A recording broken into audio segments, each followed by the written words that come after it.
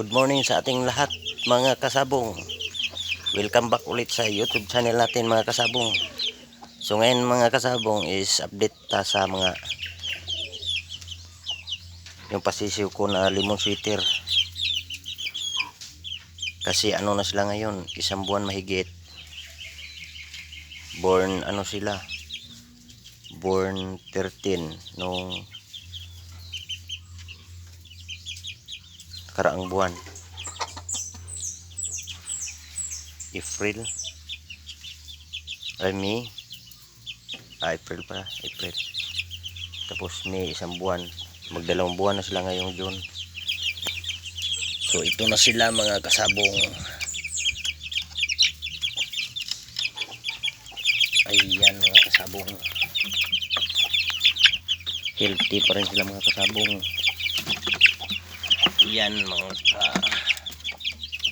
ka-breeder na lang pala para hindi tayo ma-strike ni YouTube.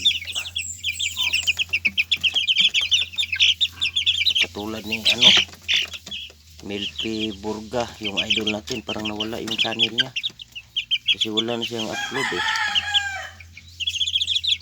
palagi ko yung inaabangan. Dami tayong matutunan nun. At sa mga idol pa nating iba, marami nagbablog ng manok, sila idol Ruel Amano, si Remel Vlog, basta marami pa, dami. Ito sila ngayon mga ka-breeder.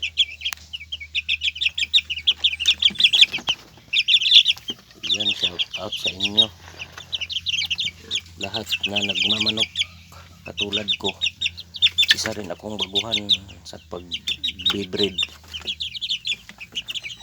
pero ginabayan tayo ng Panginoon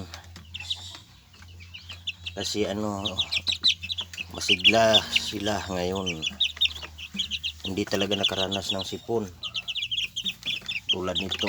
Nilagay ko na sila dito sa nilagyan ko ng ng palay Raisal. Lagyan ko na sila ng Raisal kasi isang buwan na sila, isang buwan na mahigit. So ayan, kita natin. Tapos paggabi dito ko sila ipapasok pag matutulog na sila sa gabi. Yan,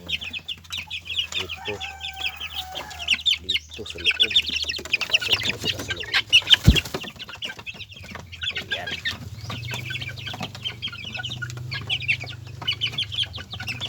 ayan 2, 4, 6, 6 na piraso, siyam sana to, pero binigay ko yung dalawa sa may-ari ng broodcock ko kasi hiniram ko lang yun. Yan sila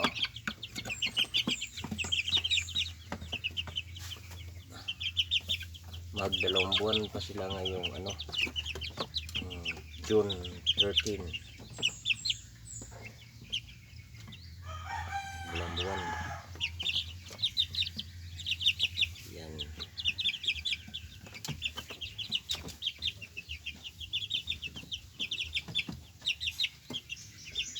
Pasimple lang to na kulungan kasi malaki na sila.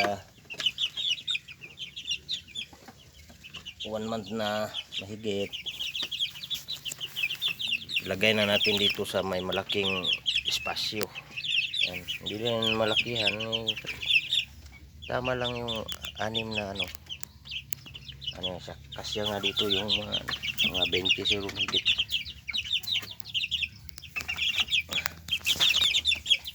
Tapos dyan sa kabila is breeding pin, flying pin.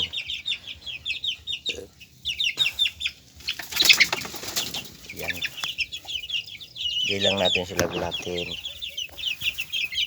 dandahan lang. So ayan, signature, ito ang signature ko dito, lemon sweater.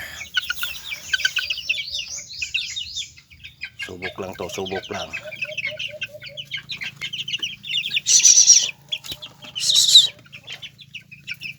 isang bullets lang. Isang bullets.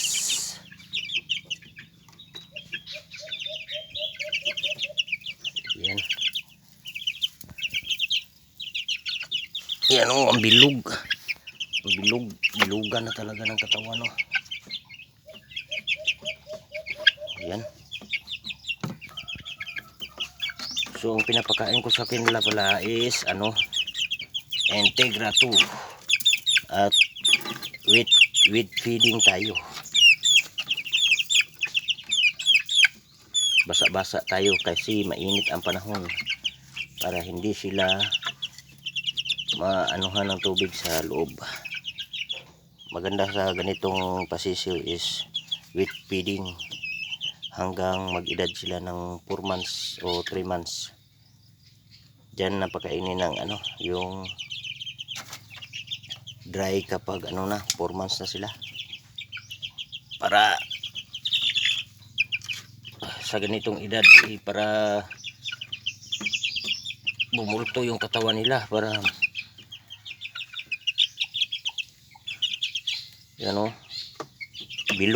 bilugan talaga ang katawan kapag ganito with feeding. Pag ganitong mga edad, isang buwan